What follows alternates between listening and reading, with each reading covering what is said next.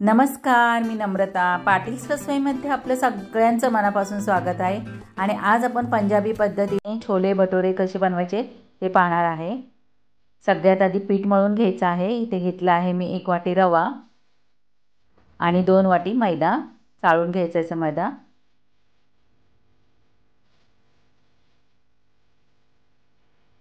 आपला मैदा चाळून झाला आहे, रवा मैदा।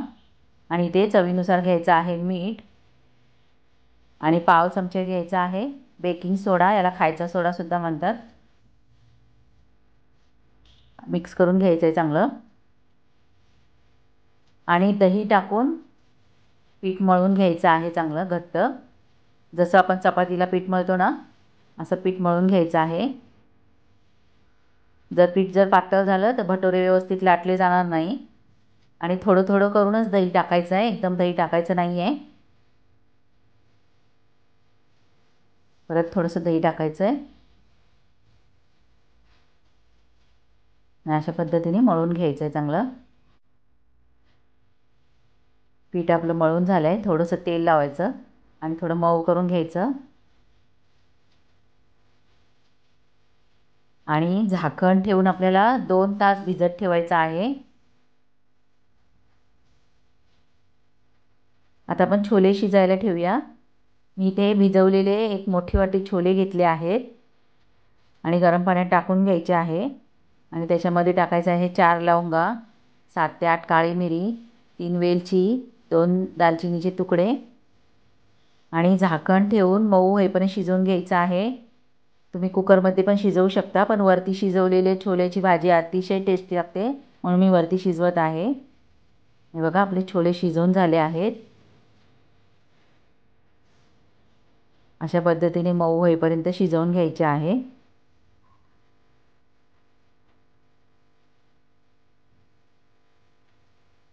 छोले फोडणीला देऊया। इथे मी 2 तेजपत्ता घेतला आहे, 1 मोठा कांदा बारीक कापून घेतला आहे आणि 1 मोठा चमचा लसूण अद्रक पेस्ट। जितकं जास्त बनवायचं ना, तितकं कांदा, लसूण, अद्रक, टोमॅटो तुम्हाला वाढवायला लागेल। 1 मोठा टोमॅटो घेतला आहे। हे 4 जणांसाठी बनवते आहे मी। चवीनुसार टाकायचं आहे मीठ आणि चांगलं परतून घ्यायचं आहे 5 ते 10 मिनिट। हे बघा, आता याच्यामध्ये आपण टाकूया मसाले। 1 चमचा धना पावडर, 1 चमचा जिरा पावडर,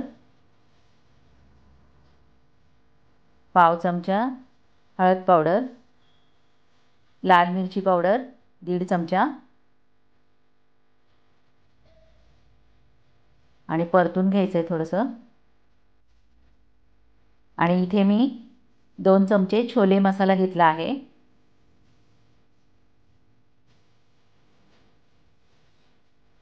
आणि चांगलं परतून घ्यायचं आहे। हे बघा, मसाला परतून झाला आहे आणि याच्यात टाकायचे आहे कोथिंबीर आणि थोडंसं मिक्स करून घ्यायचं चांगलं। आणि आपण हे शिजवलेले छोले याच्यात टाकायचे आहेत आणि आणखीन 2 मिनिटं चांगलं परतून घ्यायचं आहे। तुम्ही जर माझ्या चॅनेलला सबस्क्राईब केलं नसेल तर सबस्क्राईब करा आणि त्याच्यानंतर बेलचं बटन दाबायला अजिबात विसरू नका। त्याच्यानंतर ऑलचं बटन दाबा, म्हणजे माझे सर्व व्हिडिओ आपल्यापर्यंत येतील। आणि पाणी टाकायचं आहे साधारणतः 2 ग्लास।